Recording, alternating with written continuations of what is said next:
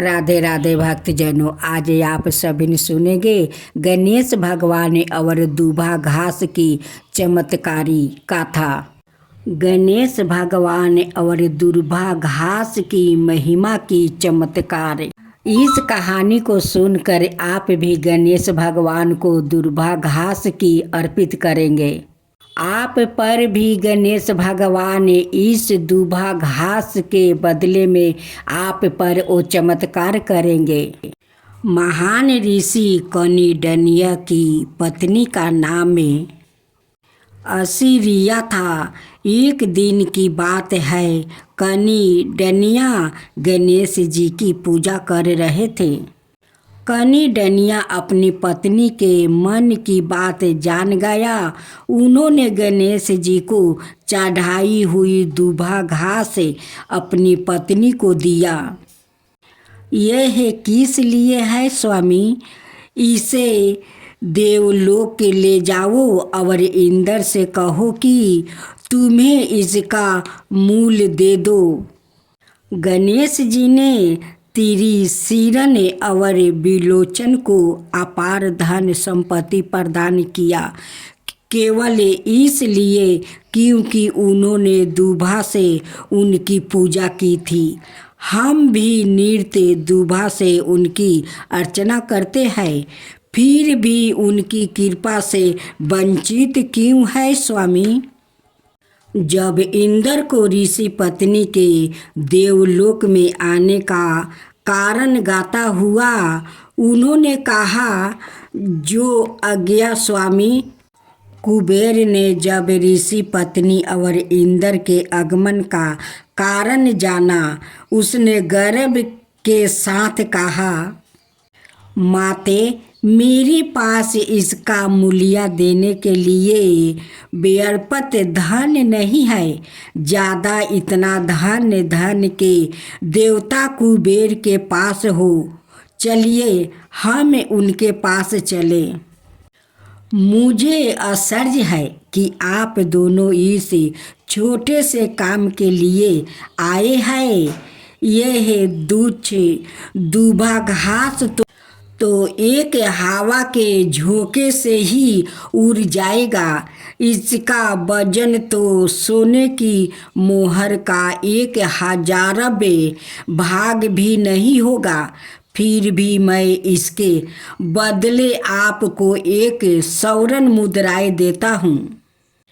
कुबेर, यह दूबा घास भले ही तुच्छ प्रतीत होता हो, परंतु ऋषि कनिडनिया ने इसके बराबर धन की याचना की है, इसलिए आप कम से कम इसे तोल ले कि ठीक है, चलो इसे वजन करते हैं।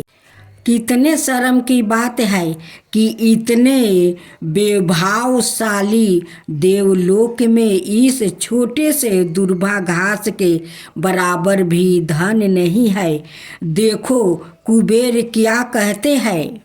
कुबेर ने इंद्र को उस दूबा को तोलने के लिए पलड़े पर रखने के लिए कहा। यह क्या दूबा का पलड़ा भारी है?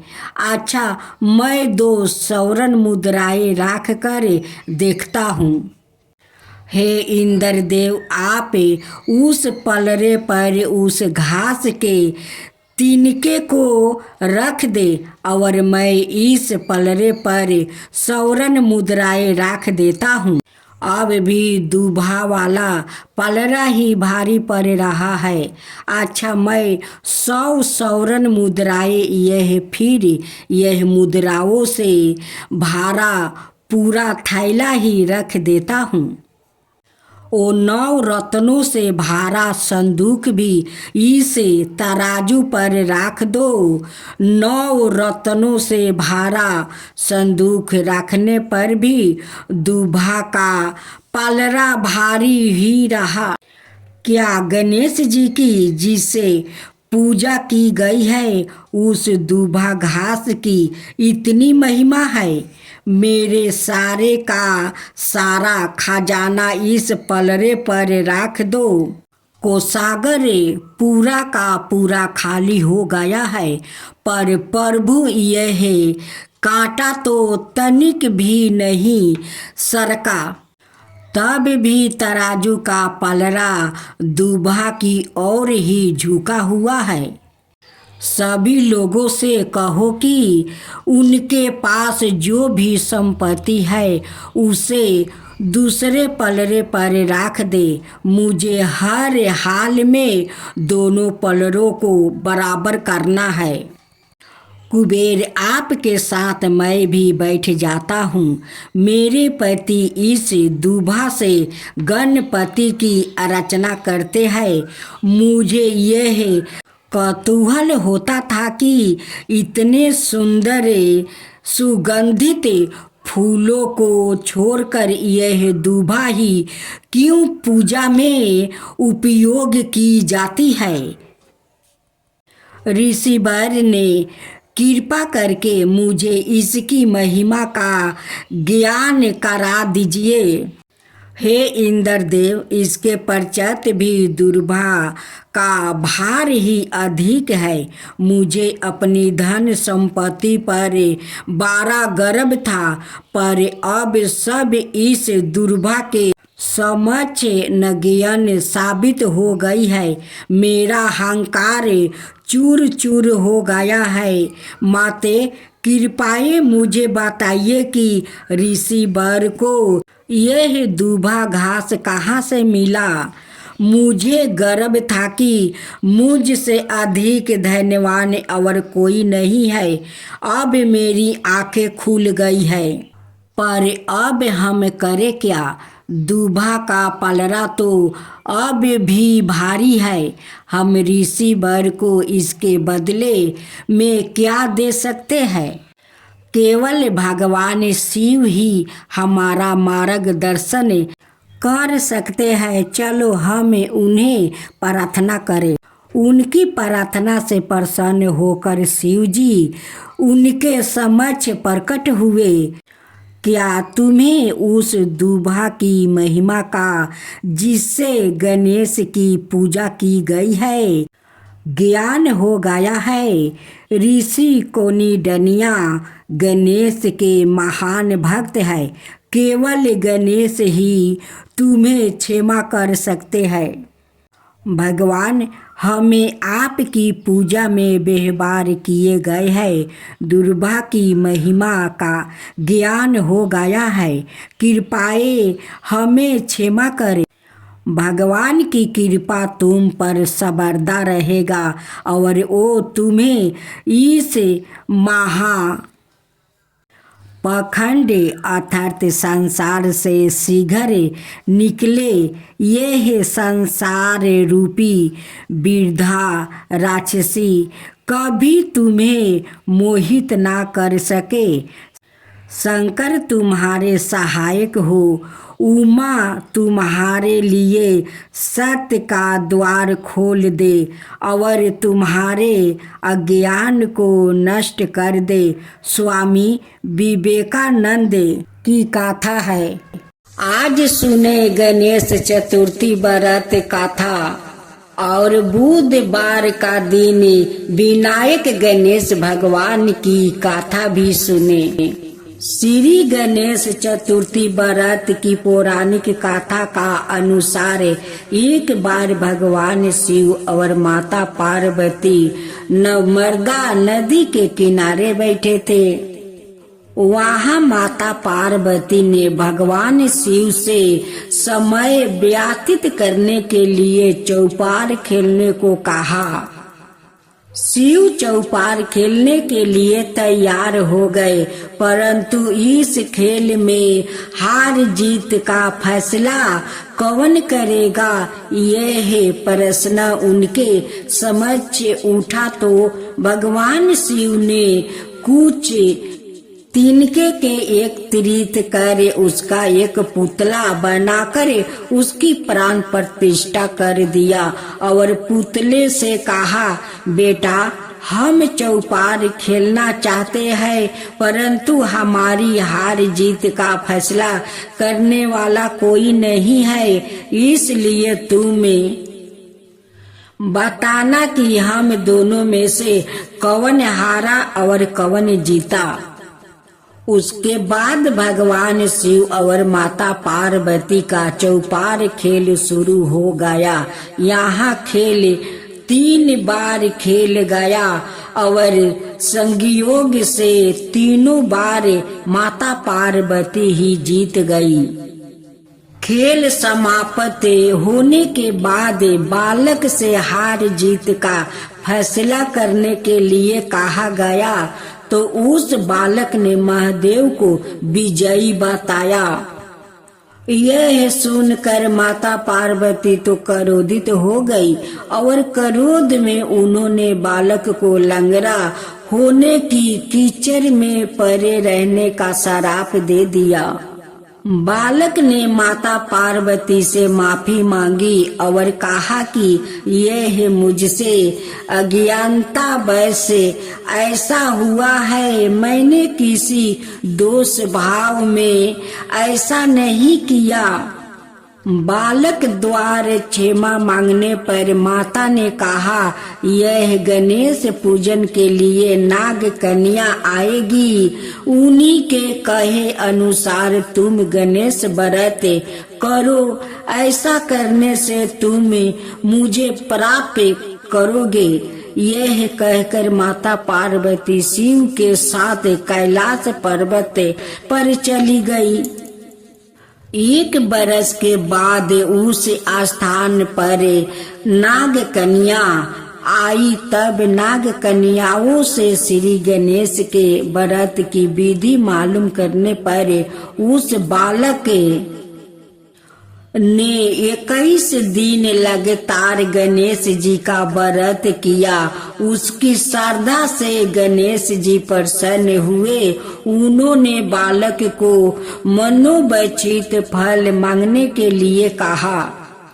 उस पर उस बालक ने कहा, हे विनायक, मुझ में इतनी शक्ति दीजिए कि मैं अपने पैरों से चलकर अपने माता पिता के साथ कैलाश पर्वत पर पहुंच सकूं और वो यह देख प्रसन्न हो जाए। तब बालक को वरदान देकर श्री गणेश अंतर्ध्यान हो गए। इसके बाद वो बालक कैलाश पर्वत पर पहुंच गया और कैलाश पर्वत पर पहुंचने की अपनी गाथा उसने भगवान शिव को सुनाई। चौपार वाले दिन से माता पार्वती शिव जी से बेमुख हो गई थी।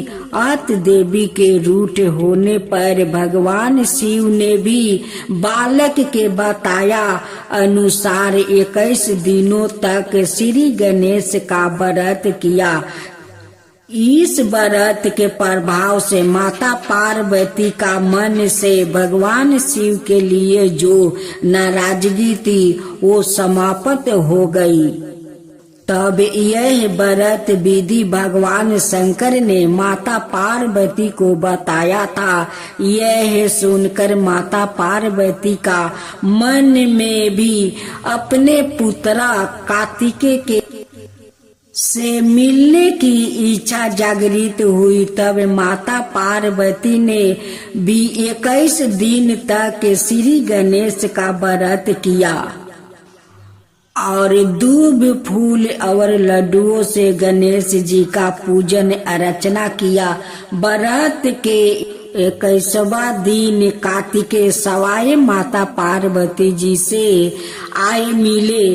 उस दिन से श्री गणेश चतुर्थी का यह व्रत समस्त मनोकामनाओं की पूर्ति करने वाला व्रत माना जाता है। इस व्रत को करने से मनुष्य के सारे कष्ट दूर होकर मनुष्य को समस्त सुख सुविधा प्राप्त होती है।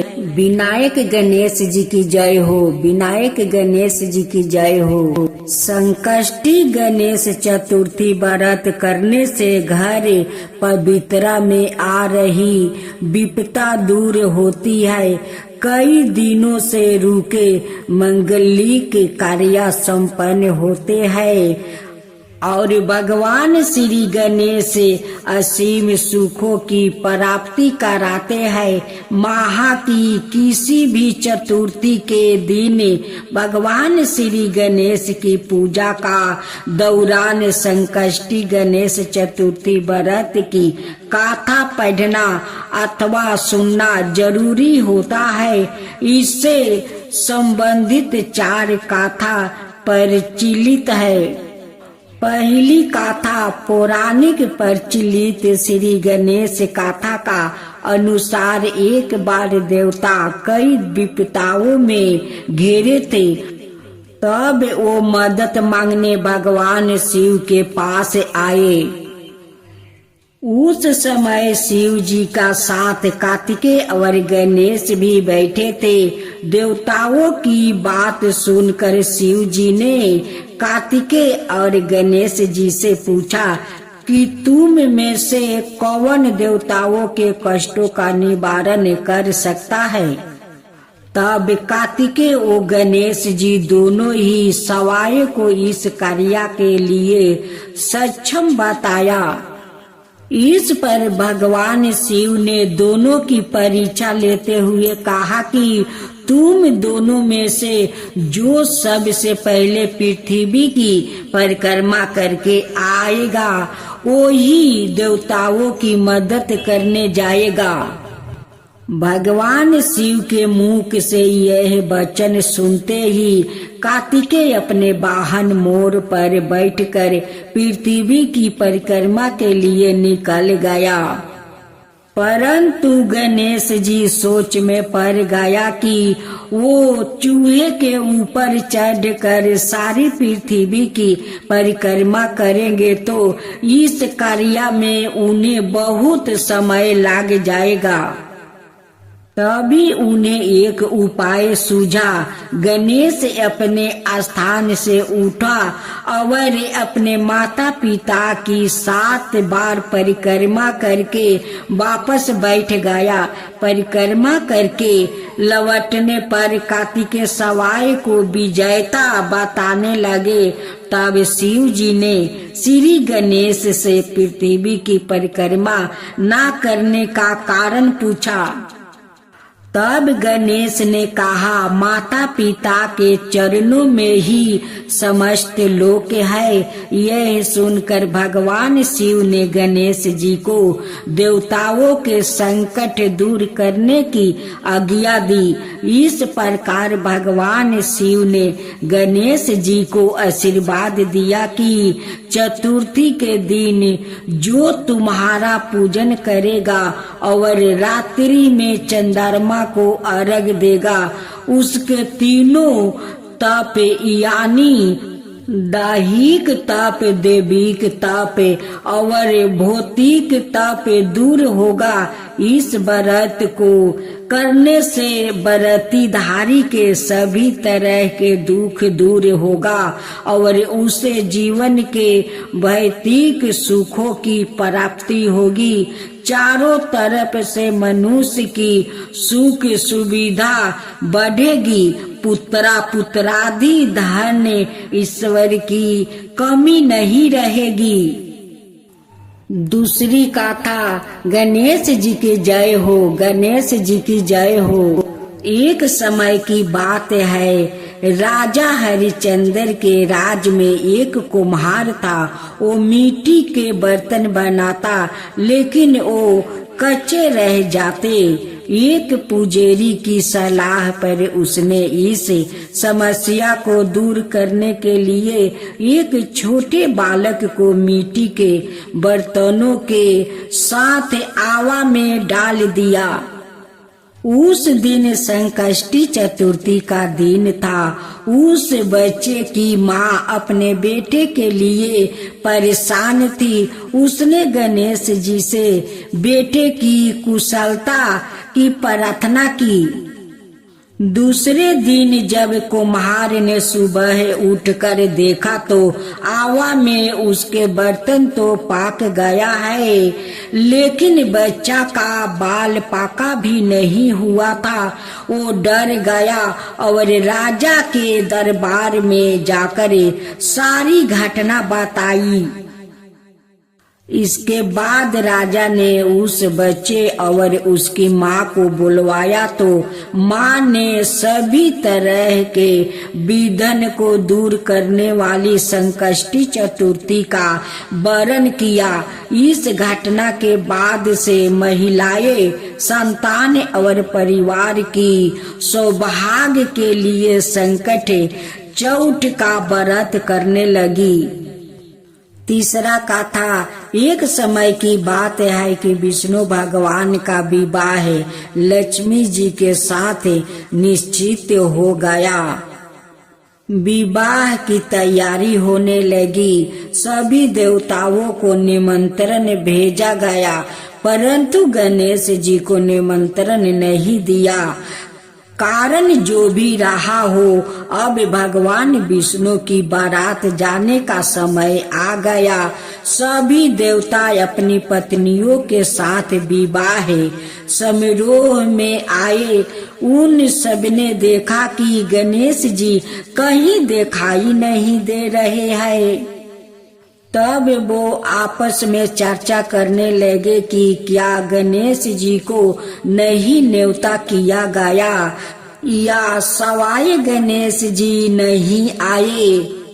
सभी को इस बात पर आश्चर्य होने लगा।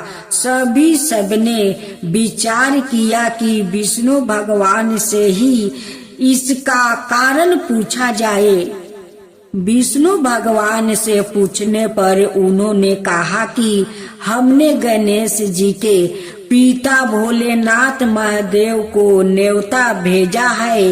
यदि गणेश जी अपने पिता के साथ आना चाहते तो आ सकते। अगले दिन न्योता देने की कोई आवश्यकता भी नहीं थी। दूसरी बात यह है कि उनको सावा मन मूंग, सावा मन चावल, सावा मन घी और सावा मन लड्डू का भोजन दिन भर में चाहिए। यदि गणेश जी नहीं आएंगे तो कोई बात नहीं, दूसरे का घर जाकर इतना सारा खाना पीना अच्छा भी नहीं लगता। इतनी बात कर ही रहे थे कि किसी एक ने सुझाव दिया, यदि गणेश जी आ भी जाए तो उनको द्वारपाल बनाकर बैठा देंगे कि आप घर की याद रखना। आप तो चूहे पर बैठकर धीरे धीरे जाएंगे तो बारात से बहुत पीछे रह जाएंगे। यह सुझाव भी सबको पसंद आ गया तो विष्णु भगवान ने भी अपनी सहमति दे दिया। होना क्या था कि इतने में गणेश जी वहां आ पहुँचे और उन्होंने समझा बुझा कर की रखवाली करने बैठा दिया। बारात चल दिया। तब नारद जी ने देखा कि गणेश जी तो दरवाजे पर ही बैठे हुए हैं, तो वो गणेश जी के पास गए और रुकने का कारण पूछा। गणेश जी कहने लगे कि विष्णु भगवान ने मेरा बहुत अपमान किया है।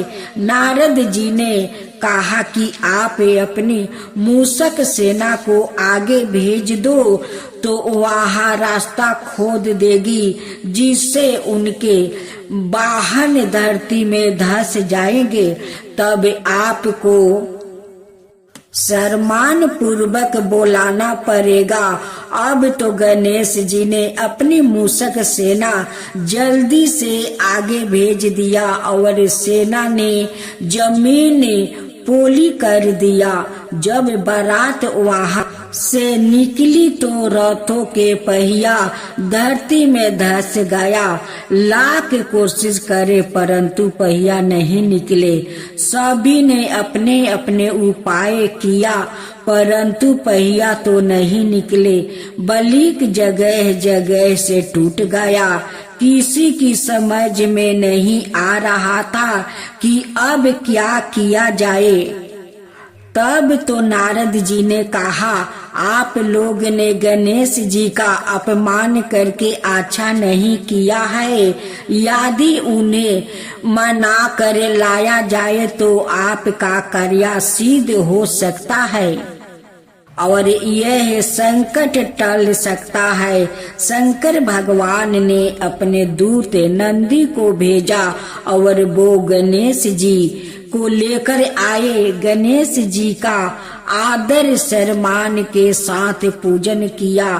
तब कहीं रथ के पहिया निकले। अब रथ का पहिया निकल को गया परंतु वो टूट फूट गया। तो उन्होंने सुधारे कवन।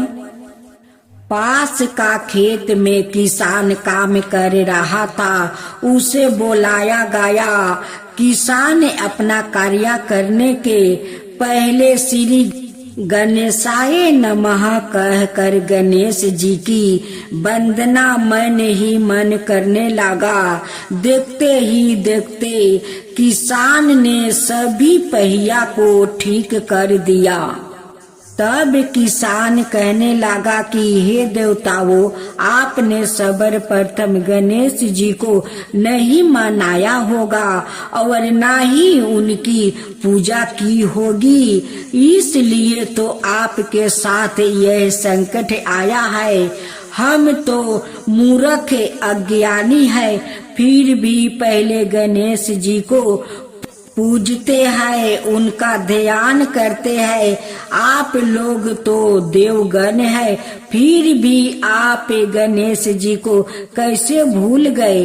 अब आप लोग भगवान श्री गणेश जी की जय बोल कर जय तो आपके सब काम बन जाएगा और कोई संकट भी नहीं आएगा।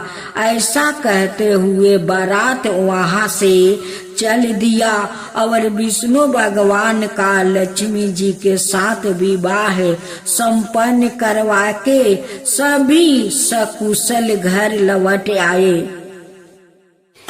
जय गणेश जय गणेश जय गणेश देवा, माता जानकी पार्वती पिता महादेवा।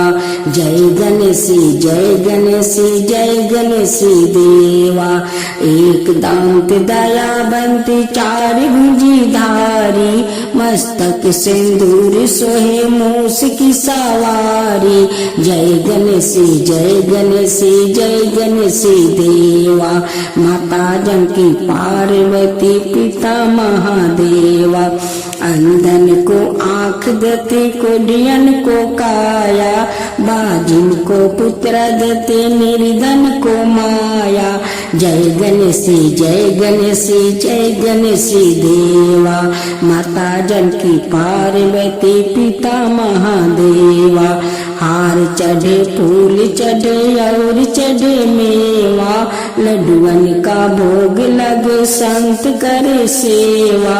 जय गणेश जय गणेश जय गणेश देवा, दीनन की लाज रखो शुभ सुतिवारी, कमना का पूरा करो जग बलिहारी। जय गणेश जय गणेश जय गणेश देवा, सूर्य सायं शरण आए सफल की जो सेवा। जय गणेश जय गणेश जय गणेश देवा, माता जानकी पार्वती पिता महादेवा। जय गणेश जय गणेश जय गणेश देवा, माता जानकी पार्वती पिता महादेवा।